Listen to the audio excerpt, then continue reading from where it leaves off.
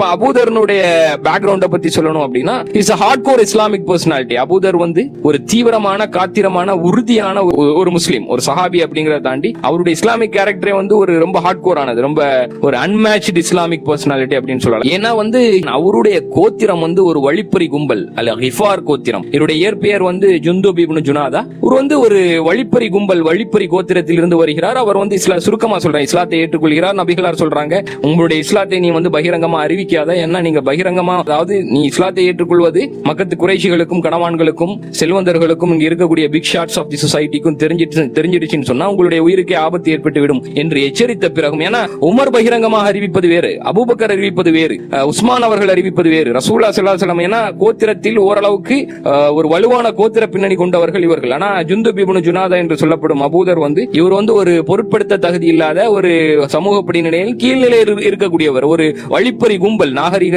கலாச்சாரத்தின் சாயல் படராத, படிப்பறிவு இல்லாத, எழுத படிக்க தெரியாத, செருப்பணியாத, அதாவது நம்மளுடைய லாங்குவேஜ்ல சொல்றதா இருந்தா, சோ அப்படிங்கும்போது உன்னை ஒரு பொருட்டா மதிக்க மாட்டாங்க, உன்னை வந்து கொலை செய்ய கூட தயங்க மாட்டார்கள் ரசூலுல்லாஹ் எச்சரிக்கை செய்த பிறகும் தன்னுடைய இஸ்லாத்தை வந்து சென்டர் ஆஃப் தி மக்கன் சிட்டில போய் பகிரங்கமா அறிவிக்கிறார். அறிவிச்சு அடி வாங்குறாரு. அடினா எந்த அளவுக்கு அடின்னு சொன்னா அவருடைய உயிர் போகக்கூடிய அளவுக்கு அவரை போட்டு நைய புடைத்து விடுகிறார்கள், புரியுதுங்களா? ஆனா அவர் வந்து மரணத்தின் விளிம்பில், அதாவது அடி வாங்கி அவரு தன்னுடைய இஸ்லாத்தை வந்து மறைக்கவில்லை, இஸ்லாத்தை வந்து பிரகடனப்படுத்திக் கொண்டே இருக்கிறார். அடி வாங்க உரத்து முழங்கி கொண்டே இருக்கிறார். அதற்கு பிறகு ஒரு கட்டத்தில் வந்து அங்க இருக்கக்கூடிய சிலர் வந்து அபூதரை தாக்குபவர்களை தடுக்கிறார்கள். ஏனென்றால் அபூதரனுடைய கோத்திரத்தை குறித்து நினைவூட்டுகிறார்கள். இந்த நபருக்கு வந்து ஏதேனும், இந்த நபருடைய உயிருக்கு ஏதேனும் ஆபத்து ஏற்பட்டு விட்டது என்றால் உங்களுடைய தனிப்பட்ட காரணங்களுக்காகவோ வியாபார நோக்கமாகவோ பாலைவனத்தை தாண்டி எங்கும் வெளியில் சென்று விட முடியாது அப்படின்னு சொல்லிட்டு அவர்களுக்கு எச்சரிக்கை விடுக்கிறார்கள். லிட்டரலா அவங்க வந்து என்ன சொன்னாங்க அப்படின்னா, பேராஃப்ரேஸ் பண்றதா இருந்தா, அதாவது இந்த நபருடைய உயிருக்கு ஆபத்து ஏற்பட்டு விட்டால்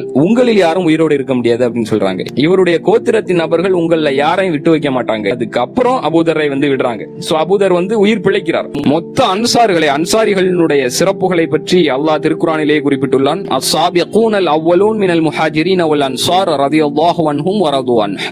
அத்தகைய அப்பேற்பட்ட அன்சாரிகளுக்கு முன்னால், வெகு காலத்திற்கு முன்னாலே இஸ்லாத்தை ஏற்றவர் அபூதர். நபிகளாருடைய மரணம் வரை, ஃபத்ஹே மெக்காவுக்கு பிறகு இஸ்லாம் வந்து நிச்சயமாக ஒரு வலுவான ஒரு அதிகாரம் என்பதாக தன்னை சுற்றி இருந்த ரோம பாரசீக சாம்ராஜ்யங்களால் உற்று நோக்கப்பட்ட அந்த காலகட்டம் வரை நபிகளாருடனேயே வாழ்ந்து போராடியவர், நபிகளாருடைய பாசறையில் பட்டறையில் பாடம் பயின்றவர், பட்டை தீட்டப்பட்டவர். அது மட்டுமல்லாமல் அவர் மொத்த குர்ஆனையும் மனனம் செய்தவர் அபூதர். ஹாஃபிஸ் அல் குர்ஆன்.